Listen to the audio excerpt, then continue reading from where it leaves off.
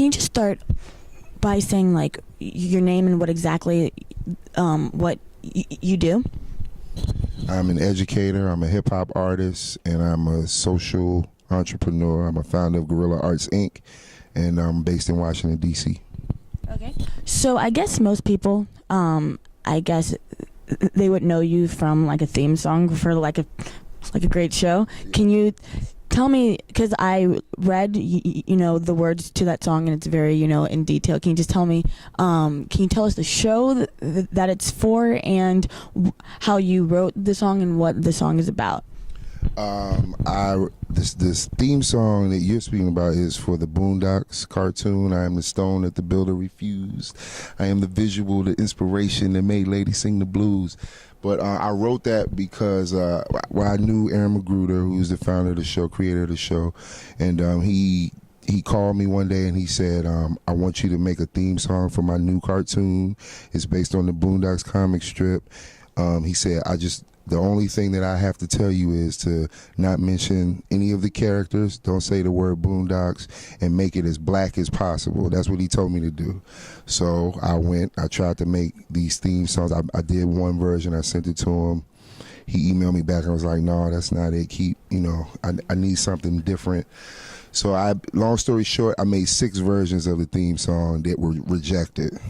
The 7th one was the one that you hear on the show now. And so it took me 7 times to really get the crux of what he wanted to convey. And I mean, I wrote the verse just kind of as a metaphor for black people in America, really throughout the world. We are the stones that the builder refused. We're the ones who people threw away, cast away, but we end up being the cornerstone of, fashion, of music, of sports, of every other type of industry. We ended up dominating and taking over. So, it's just a metaphor for who we are as black people. You went to college, right? And what exactly did you study in college? I studied anthropology. I was an anthropology major at University of Virginia. Yep.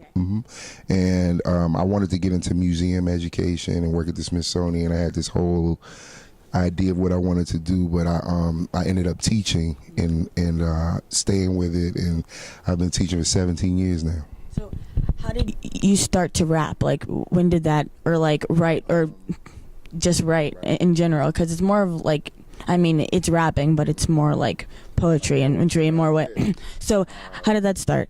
I've always wrote, kept a little notebook and wrote rhymes. I used to write rhymes of my favorite artists, like my favorite songs. I would just keep collections of all my favorite lyrics, and then that turned into me writing kind of like freestyle poems, and I would do these poems, and then one day I ended up spitting one of the poems over a beat.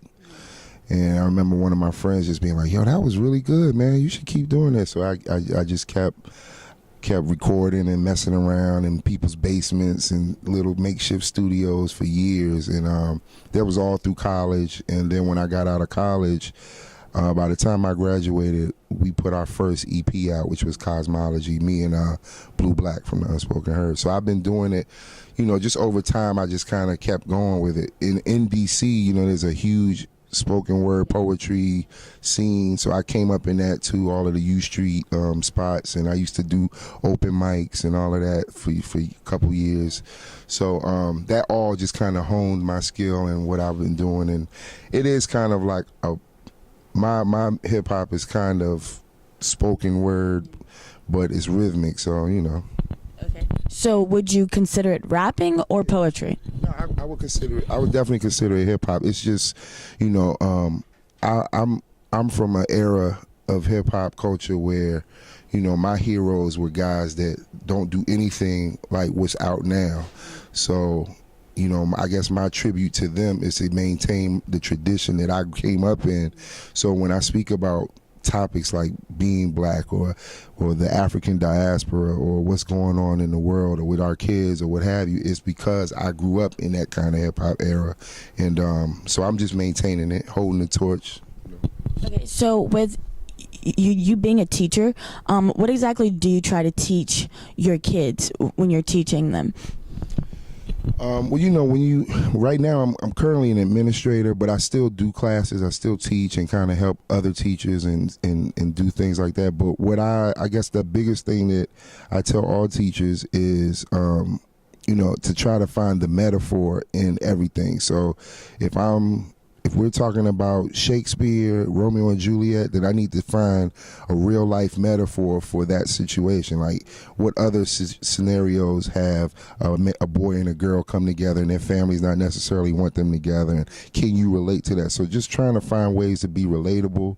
And I try to give them skills that they can use beyond school.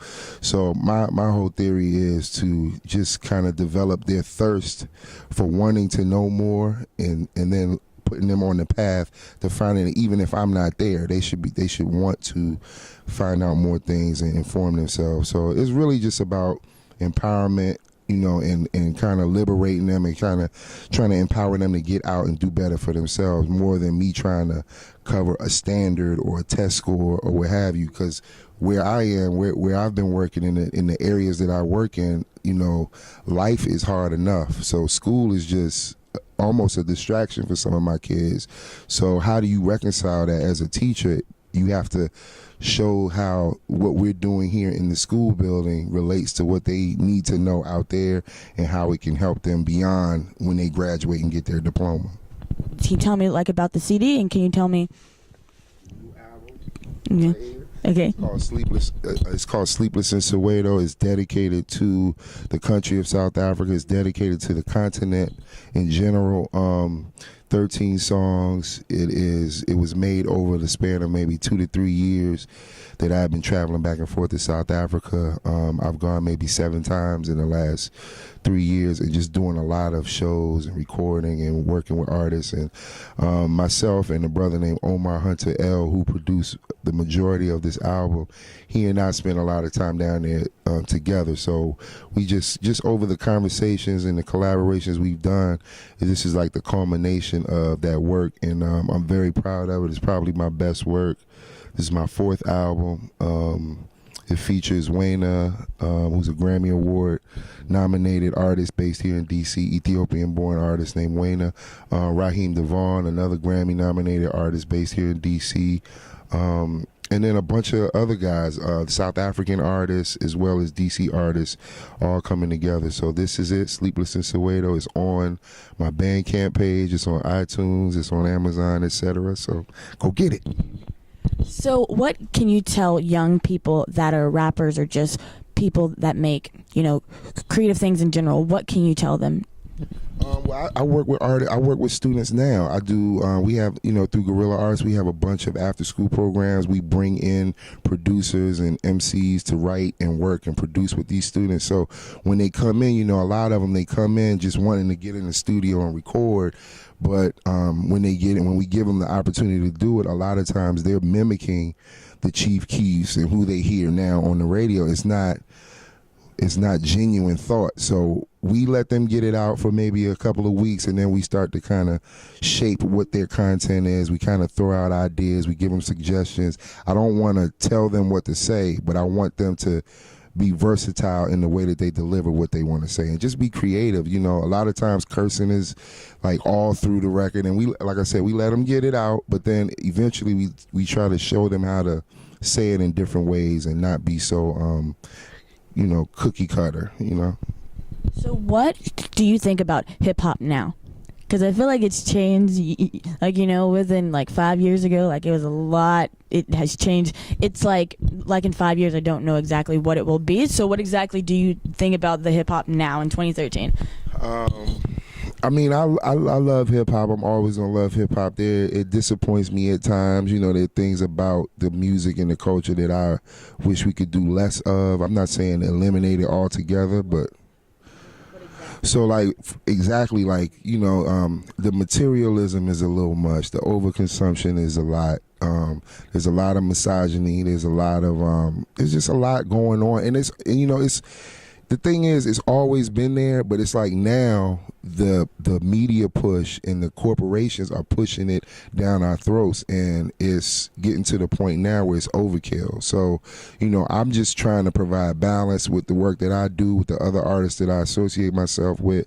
If you listen to this album, there's not one woman was called a bitch in the making of this album. I didn't shoot anybody. I didn't pop any mollies. I didn't sell no coke. I'm just an MC. You know what I mean? So I did that intentionally because when I was overseas and talking to people, their idea and the image of me as a black man from America was that I have sold crack, is that I have multiple baby mamas, is that I do, I've been on welfare, and and it's like, where do y'all get this from? But I do know where you get it from, because they get the same media stream that we get. And so unfortunately, when we talk about Africa, we talk about kids starving and flies and pot bellies, and so it's the same negative connotation going both ways. And I think hip hop is just exacerbating the situation and making it to where, eventually it's going to have to come to a head. I don't know how it's going to happen, but it can't continue to go like this forever. So something that you have not done that you would like to do? Something that I have not done that I would like to do.